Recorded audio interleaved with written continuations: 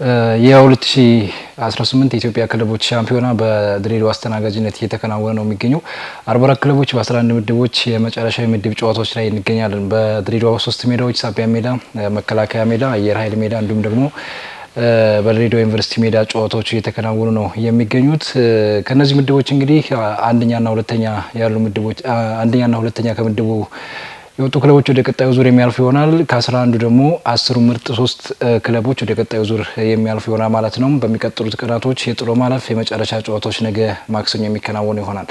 ሰላም ጤና ይስጥልኝ የተከበራችሁ ተመልካቾቻችን፣ ይህ የድሬዳዋ ቴሌቪዥን ነው። ዛሬ በድሬ ስፖርት ተገናኝተናል። እንግዲህ ይዘን የተገኘ ነው በኢትዮጵያ ክለቦች ሻምፒዮና ምክትል ሰብሳቢ ወይም ደግሞ ምክትል ኮሚቴ ከሆኑት ከአቶ ሰለሞን እንዳለ ጋር ነው ቆይታ የምናደርገው። ሰለሞን እንኳን ደህና መጣህ። አመሰግናለሁ። ጥሪያችን አክብረህ እዚህ ስቱዲዮ ስለመጣ እጅግ በጣም አመሰግናለሁ።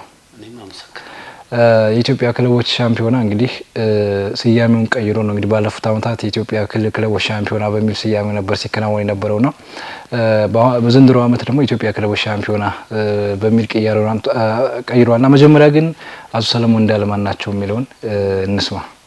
እኔ ሰለሞን እንዳለ እባላለሁ። በከፍተኛ ሊግ የከፍተኛ ሊግ ምክትል ሰብሳቢ ነኝ።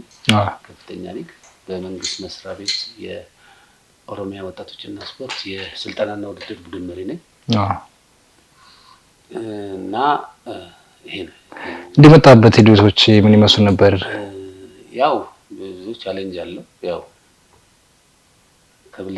ከልፋት አኳያ ታይተህ ወደ እዚህ ቦታ የሚመጣ አካል ይመጣል። ስለዚህ እሺ እንግዲህ ያው ቀደም ብለህ ስለራስህ የተወሰነ ነገር አንስተልኛልና ባለፈው ውድድር ዓመት በከፍተኛ ሊግ ቆይታ አድርገናል። ምን ይመስል? ከፍተኛ ሊግ ያው በ21 ክለቦች መካከል በሐዋሳና በጅማ ከተማ ውድድራችን አደረግን። በሐዋሳና በጅማ አድርገን በሁለት ምድብ ነው የሚደረገው። ጅማ የነበረው ምድብ ወደ አንደኛ ዙር ከጨረሰ በኋላ ወደ ሐዋሳ ሄዳ፣ ሐዋሳ የነበረው አንድ ዙር ሲጨርስ ወደ ጅማ ሄዳ። ጅማ ጨረስን። ከጅማ በኋላ ደርሶ መልስ ጨዋታ አለ። ደርሶ መልስ ጨዋታችንን ማለት አንደኛ ያወጡትና ሁለተኛ ያወጡት ቡድኖች እርስ በርስ ይጋጠሙና ከ1 እስከ 3 ለመለየትና ፕሪሚየር የዚህ ሻምፒዮናውን የከፍተኛ ሊግ ሻምፒዮና ማን እንደሆነ ለማወቅ ግዴታ የሁለቱ ምድብ አንደኛ ይጋጠማሉ፣ ሁለተኛ ይጋጠማሉ። አንደኛ ያወጡት አንደኛ ደረጃቸው ነው። ሁለቱም ዳይሬክት ለፕሪሚየር ሊግ ይገባሉ። ከሁለቱም ምድብ አንደኛ ስለወጡ ሁለተኛ ደግሞ የክብር ለሶስተኝነት ይጫወታሉ ማለት ነው። ለክብር ሶስተኝነት ያጫወተን በ2018 ያለው ውድድር ጊዜ በሰላምና በጥሩ ሁኔታ ተጨረሰ። እንደው ከዲሲፕሊን ጋር ተገናኘ አመቱ እንዴት ነበር? ከፍተኛ ሊግ ላይ ዲሲፕሊን አሁን ብዙ ተጫዋቾች እየተሻሻሉ ነው። ለምን? ዲሲፕሊን መመሪያው ስላለ። ዲሲፕሊን መመሪያው ክፍተትም ቢኖርበት አሁን የተሻለ ነገር እያሳዩ ነው ክለቦች። ለምን? ቅጣቱ ስላለ ዲሲፕሊን መመሪያው ነው። በዲሲፕሊን መመሪያ ስለምንቀጣቸው እየተሻሻሉ ነው የመጡት። በክለብ ለምን ተጎጂ ናቸው። እስከ 2 ዓመት ደረጃ ድረስ በቅጣት በጊዜ ገደብ ከ3 ወር እስከ 2 ዓመት መቀጣት ይችላሉ፣ እንደ ጥፋታቸው መጠን ማለት ነው። በቀይና ቢጫ ቀይ ሲያዩ ከ3 ጨዋታና ከ3 እስከ 5 ጨዋታ የመቀጣት እድሉ ስላላቸው ይህንን እድል ለማጣት ስለማይፈልጉ ባህሪያቸው እየተስተካከለ ሄደ። ከዛ ማለት እንግዲህ በምክትል ሰብሳቢነት መሆን በውድድርና ስነ ስርዓት ኮሚቴ ማለት ነው ወደ ድሬዳዋ መጣል በኢትዮጵያ ክለቦች ሻምፒዮናና እንደው ከስም ቅያሬው ጀምሮ እስኪ እንደው ማንሳት የምፈልገው ነገር ካለ ስሙ እንዴት ነው የተቀየረው? እሱ ላይ እስኪ ነጥብና ወደ ጥራት እየሄደ ነው ኢትዮጵያ እግር ኳስ ፌዴሬሽን። ከዚህ በፊት ዝም ብሎ ነበር አወዳዳሪ አካል ራሱ ሲመረጥ በቃ ራንደምሊ ነበር። አሁን ግን ከሶስቱም ሊግ ከሴቶች ሊግ ጥሩ ፐርፎርም ያደረገ ከከፍተኛ ሊግ ከአንደኛ ሊግ ከሶስቱም ሊግ አዋቅሮ ነው ይዞ የመጣው። በጣም አዋቅሮ በተሻለ ሁኔታ ውድድሩ እንዲመራ ከዛም ቀድሞ ደግሞ እዚህ ከተማ መጥቶ ከ3 ሳምንት በፊት እዚህ ነበርን። መተን ሜዳይተን ሁሉ ነገር ጨርሰን ነር ነው ዝግጅቱ በተሻለ ሁኔታ ከየትኛውም ጊዜ በላይ የተሻለ ዝግጅት አድርጎ ነው የኢትዮጵያ እግር ኳስ ፌዴሬሽን ተጠበቀው። ለምን? ለውድድሩ ከፍተኛ ስራውን ነው የሰራው ዘንድሮ። ከዚህ በፊት ለምሳሌ ላስቲርም እንትን ነበርን ጂንካ ነበር። ብዙ አስቸግሮናል። ጂንካ መጥፎ አይደለም፣ በጣም ጥሩ ከተማ ነው። ነገር ግን ዝናብ በጣም አስቸግሮን ነበር።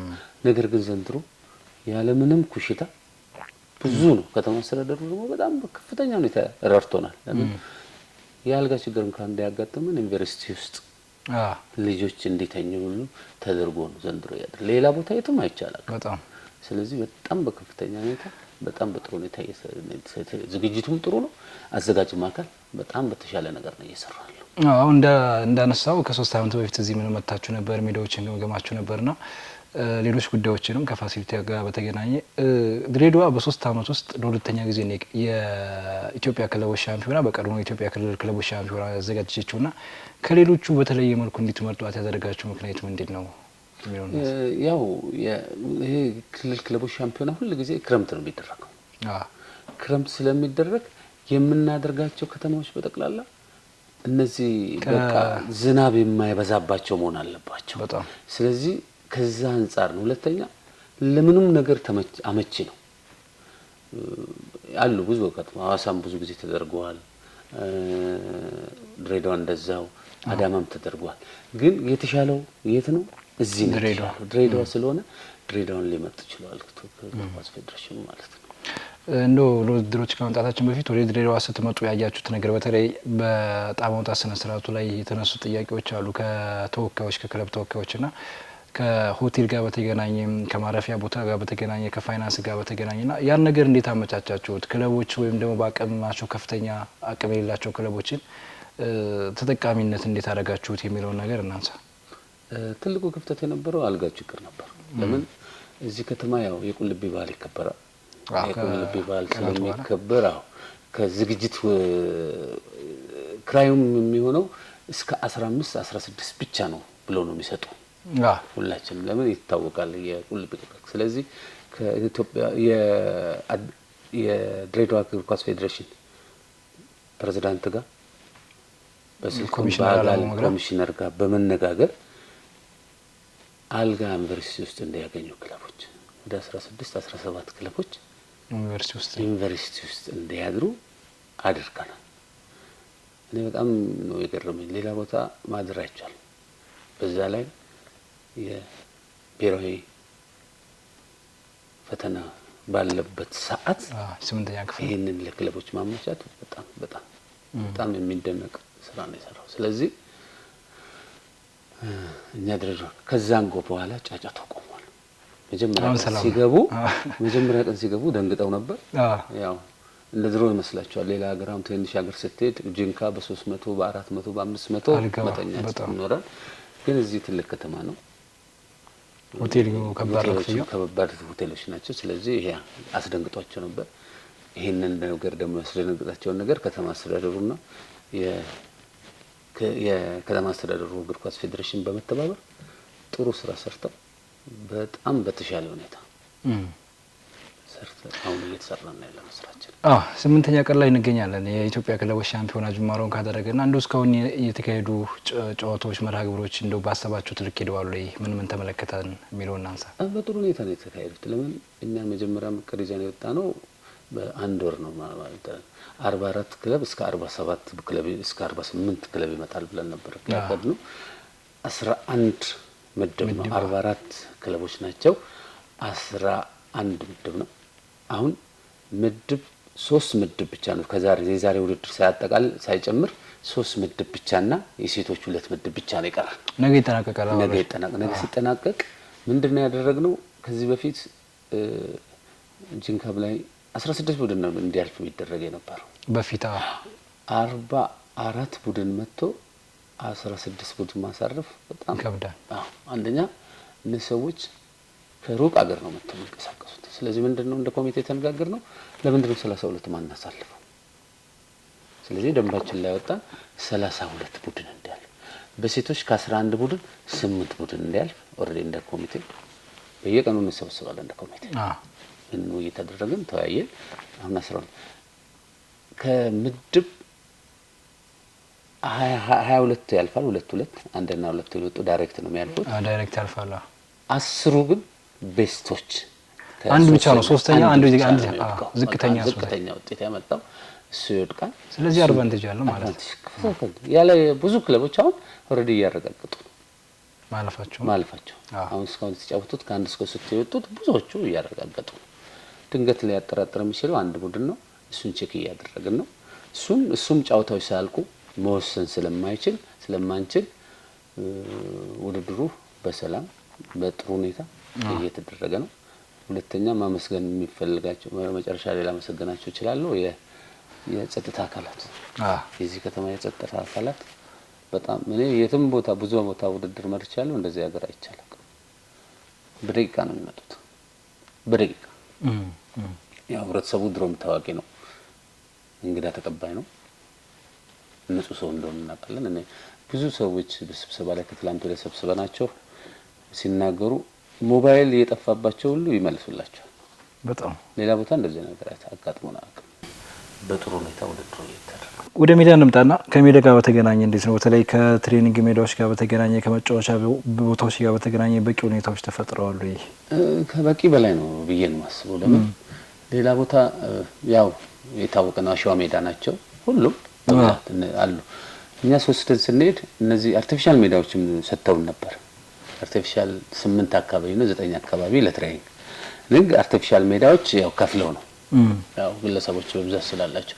ነገር ግን አንድም ሰው ተጎዳ ብለን ተጎድቻለሁ ብሎ ያመለከተልም የትሬኒንግ ሜዳ የትሬኒንግ አወዳዳሪ አካል እና ከተማ አዘጋጁ የትሬኒንግ ሜዳ የማዘጋጀት ግዴታው ይሄ ግድ ነው። ነገር ግን ሜዳ ተቸግረናል ያለ ሰው ማንንም አላጋጠመንም እስካሁን። ስለዚህ በጣም በበቂ ሁኔታ አለ ብዬ ነው ማለት ነው። እንደው ከዲሲፕሊን ጋር በተገናኘ እስካሁን ያለፉት 8 ቀናቶች ምን ይመስላሉ? የተፈጸሙ ሪከርዶች ዲሲፕሊን ጥሩ ነው። እስካሁን አጠቃላይ ወደ 95 ቢጫና ወደ 7 ቀዮች አሉ። ቀዮች አሉ ግን እንደዚህ ጎላ የምትለው አይደለም። እንደኛ ከክልል ሻምፒዮና የመጡ ልጆች ናቸው። ህግ ብዙም ማቁ ትክክል እንደ አለማወቃቸው የታየው ቢጫና ጥሩ አፈጻጸም ይታያል። ስለዚህ ጥሩ ነው ብዬ ነው እንደ ግሌ መወስደው። እንደው ከወትሮ በተለየ መልኩ የዘንድሮው የውድድር አመት የተለየ ነገር ኖር ይሆን? ድሬዳዋ ላይ ሲከናወን የክልል ሻምፒዮና ያው ይለያል ብዬ አላስብም ከሌላው ጊዜ። ግን ያው የስለውጥ ወደ ጥራት እየሄደ ነው። ኢትዮጵያ እግር ኳስ ፌዴሬሽን ወደ ጥራት ነው የሚሄደው። አሁን ከዚህም ከ44 ቡድን ሊያሳልፍ ያቀደው 4 ክለብ ብቻ ነው። ለምን ወደ ጥራቱ ነው ብንሄድ የሚያዋጣው የሚለውን የኢትዮጵያ እግር ኳስ ፌዴሬሽን ስራ አስፈጻሚ ውሳኔ ስለሆነ 4 ክለብ ብቻ እንዲያልፍ ጥያቄ እየጠየቁን ነው። ነገር ግን 4 ክለብ ብሎ ወስኖ ሰጥቶናል ፌዴሬሽኑ። ደግሞ እኛ መቀየር አንችልም። ስራ አስፈጻሚ ነው መቀየር የሚችለው። ስለዚህ እኛ የወጣውን ደንብ መቀየር የሚችለው ስራ አስፈጻሚ ብቻ ነው። እንደው የክልል ክለቦች ሻምፒዮና ይታወቃል ያው ብዙ ጊዜና እንደው ወደ ላይ ከማሳደግ ውጪ እንደው ምን አይነት አላማ አንግባችሁ ነው የምታዘጋጁት? ውድድሩን ምን አይነት አላማ ይኖረዋል? በዋነኝነት አላማው አመቱን ሙሉ የሚጫወተውን ለምሳሌ እንደ ኦሮሚያ ክልል ድሬዳዋ አመቱን ሙሉ የሚንቀሳቀሱ ክለቦች በቃ ስቴፓቸውን ይዘው ወደ ማደጋ እንዲያድጉ። ሁለተኛ ይሄ ውድድር አለ ስትል ሁሉም ክለቦች ውድድራቸውን ያዘጋጃሉ። ውድድር አዘጋጁ አንደኛ ወጣቱ ካልባለ ቦታ እንዳይከት፣ ሁለተኛ የስራ እድል የሚያገኝ። ለምሳሌ ድሬዳዋን አይቻለሁ። ድሬዳዋ ደሞዝ ይከፍላሉ፣ ኢንሴንቲቭ ይሰጣሉ። ስለዚህ የስራ እድል አገኘ፣ ጊዜያዊም ቢሆን የስራ እድል አገኘ። ኦሮሚያ ክልል ከ20 እና 30 ክለብ በላይ አለ። በዚህ አለ ፕሪሚየር ሊግ አለው፣ አንደኛ ሊግ አለው። ወደ 102 ክለቦች አሉት በክልል ደረጃ። ከፕሪሚየር ሊግ ነው የሚወስደው። እነሱ 20 ስለሆኑ ከፕሪሚየር ሊግ ነው የሚወስደው። ከፕሪሚየር ሊግ ወደዚህ ሲያመጣ እነዚህ ሁሉ ስራ እድል ነው የተፈጠረላቸው። ለምን ሚኒመም በአሁን ሰዓት ከ2 ከ3 ሺህ ብር በላይ ደሞዝ ይኖረዋል ይሰው። ስለዚህ የስራ እድሉ ተከፈተለት ማለት ነው። ይሄ እድል ባይኖር የት እንደሚዋል ራስን ማሰብ አለበት። ሁለተኛ ከአልባሌ ቦታ ራሱን ይቆጥባል። ለምን አልባሌ ቦታ ሲሄድ አሰልጣኙ ያያል፣ ቡድን መሪ ያያል። ስለዚህ ከዚህ ሲስተም ውስጥ ይወጣል ማለት ነው። ስለዚህ የመገደብ ነገር ነው። ይሄ ውድድር መኖሩ በከፍተኛ ሁኔታ ለምኖች ይጠቅማል፣ ለወጣቱ ይጠቅማል። ለወጣት ይሄ ሻምፒዮና ሲኖር ሁሉም ክልሎች ዝግጅታቸውን አዝግበው ነው የሚመጡት ዓመቱን ሙሉ። የማያደርጉ ክልሎች አሉ። ነገር ግን ብዙ ክልሎች ለምሳሌ ድሬዳዋ ምን በቀደም ነው የዘጋችሁት አይቻል ዲቪዚዮን ከፍተኛ ዲቪዚዮን ለምንድን ነው የተዘጋጀው? ለዚህ ነው የሚዘጋጀው።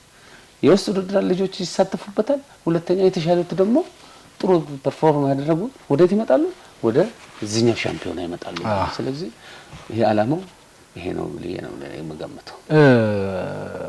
እንግዲህ ለአብነት ኦሮሚያ ክልልን አንስተህልኛልና የኢትዮጵያ ክለቦች ሻምፒዮና ኦሮሚያ ክልል 8 ተወካይ ነበረው፣ አዲስ አበባ 6፣ ሌሎች ክለቦች 4 እያለ ሁለትም ያሳተፋል እንደ ሀረር፣ አፋር ክልልና ይህ ከምን አንጻር ነው ሁሉም ክለቦች እኩል ተሳታፊ ክለቦች ያልተደረገበት ምክንያት ከምን አንጻር ነው? ያው ይታወቃል፣ ግን ለተመልካቾች ግልጽ ለማድረግ ያክል ይሄ እንትን ነው። ከዚህ በፊት እኩል ነበር የሚሰጠው። 4 ኮን 4 5 ኮን አይደለም ውስጥ ለሚያደርግ ግን አንድ ሰጣ። ስለዚህ ምንድነው የተደረገው? ክልሎች ባለፈው አመት ኮታ ተሰጣቸው ያላመጣ ባመጣው ቁጥር ስር ነው የተሰጠው። በሰራው አፈጻጸም ብቻ ነው የተሰጠው። ኦሮሚያም 6 ይዞ መጣ፣ በ6 ተሰጠው። አሁን 8 የተጨመረለት ክልሎች ቀሩ። ሲዳማ ክልል ቀረ። በቀሩ ክልሎች በደብዳቤ የጠየቁ ክልሎች ነበሩ። ለነሱ ተከፋፈለ። ለምሳሌ ደቡብ አንድ ተሰጥቶታል፣ ድሬዳዋ አንድ ተጨምሮለታል። 3 ነበረ። ኦሮሚያ 2 ተጨምሮታል። እንደ ብዛቱ በጠየቁት መሰረት ነው እንጂ የተጨመረላቸው ኮታቸው በአምናው ነው ሄደው። አምና በተሳተፉት መጠን ነው ኮታ የተሰጣቸው። ለምሳሌ 4 ተሰጥቶት 2 ከተሳተፈው 2 ነው የሚሰጠው የተሰጠው። ስለዚህ አምና በተሳተፉበት ኮታ ነው አሁንም እየተንቀሳቀሰ ያለው ማለት ነው። እንደው ድሬዳዋ እንግዲህ ያው ታውቃለህ ብዬ አስባለሁ፣ በተለያየ ጊዜም ተመላልሳል ብዬ አስባለሁ እና ስገምት እዛ የምሰማው ነገርና እዚህ መታየው ነገር እግር ኳሱ ላይ ምን ተመለከትክ? እንደው የድሬዳዋ እግር ኳስ እንዴት አየው? እንግዲህ የድሬዳዋ እግር ኳስ በተለይ የሆነ ጊዜ ላይ የኢትዮጵያ ግማሽ ፓርት ከድሬዳዋ ነበር የሚነሱ ተጫዋቾች አብዛኞቹ ከቢስት 11 ወይ 6 ተጫዋቾች ከድሬዳዋ ነው የሚነሳውና ያ ታሪክ አስታውሰህ አሁን ያለውን የድሬዳዋ እግር ኳስ እንዴት ታየዋለህ የሚለውን አንሳ። እኔ ትንሽ ቅርል ብዙዎቹንም እኔ ስለማውቃቸው እናሰግደንም አውቃለሁ። እነ አሸናፊ ብዙ ልጆች ከዚህ እንደወጡ አውቃለሁ። ነገር ግን አሁን ያለበት የድሬዳዋ እግር ኳስ እንደ ድሮ ነው ብዬ ለመናገር የግሌን አስተያየት ነው። ለምን ታየዋለህ? አሁን እዚህ ሜዳ ላይ ታየዋለህ። ሜዳ ላይም ስታይ በጣም ፐርፎርም እያደረገ አይደለም። ሁለተኛ ፊዚካሊ ፊት አይደለም ለኔ። ለምን ከዚህ በፊት ያሰግድን ሰውነት አይተህ አሸናፊ ነው ተጫጫ ነው በመሰረቱ እሱ ታለንትድ የሆነ ፍሌክሲቢሊቲ ነው። ግን አሁን ብዙም አይታይም። እዚህ ብቻ አይደለም፣ ድሬዳዋ ላይ ብቻ አይደለም፣ ሌላም ቦታ ኢትዮጵያ ይሄ ነገር እየቀነሰ ይመጣል። ለምን እንደሆነ የጥናት አስፈልጓል። እንደዚህ ነው ብለህ የምትደመደመው ነገር ሳይሆን ጥናት አስፈልጓል። ምን ሆነ ነው እንደዚህ እየወረደ የመጣ ነው የሚለው ጥናት ተደርጎ እኔ ለግን በትክክለኛው ፕሮጀክት ላይ ስለማንሰራ ይመስለኛል። ፕሮጀክት 17 አመት ላይ ወይ 18 አመት ነው እኛም እንሰራ ታች ነው መሰለኝ 13 ኤት ጀምረ ብትጀምር ለውጦች ይኖራሉ። እኛ ግን እየሰራን ያለነው አካዳሚ ስትሄድ አንደር 17 ነው የሚወስደው ሁሉም። ስለዚህ እኛም ስራ ስንሰራ አንደር ታች ላይ አይደለም እየሰራን ያለነው። ይሄ ሊያቆም የደረሰ በቃ 17 18 ይላል። ይሄ ለውጥ ያመጣል ብዬ በግሌ አላም። ትክክል። ስለዚህ ይሄኛው ይመስለኛል። ግን እንደ ኢትዮጵያ ነው ይሄ ነገር እንደ ሀገር ነው። እንዳነሳው የኢትዮጵያ እግር ኳስ ተመሳሳይ ፊት ነው የምታየው እኮ ማለት ዘንድሮ ያየው ተጫዋች ቀጣይ አመትም ታየዋለህ በበቃኝ እስከሚወጣ ድረስ ነው የምንመለከተውና ያነሳው ነገር ፕሮጀክት ላይ አለመስራታችን እግር ኳሱ አንድ እርምጃ ወደፊት እንዳይራመድ ነው ብሎ መናገር ይቻላል። የምትጫወተው እኮ የ130 ሚሊዮን ህዝብ ይዘህ 1 ሚሊዮን ህዝብ ካለው ብሔራዊ ቡድን ጋር ነው የምትጫወተውና ያ ከምን አንፃር ነው ከሰው ጥረት ነው የሚለው ምላሽ ሊሆን አይችልም። እንደተናገርከው አሰልጣኝ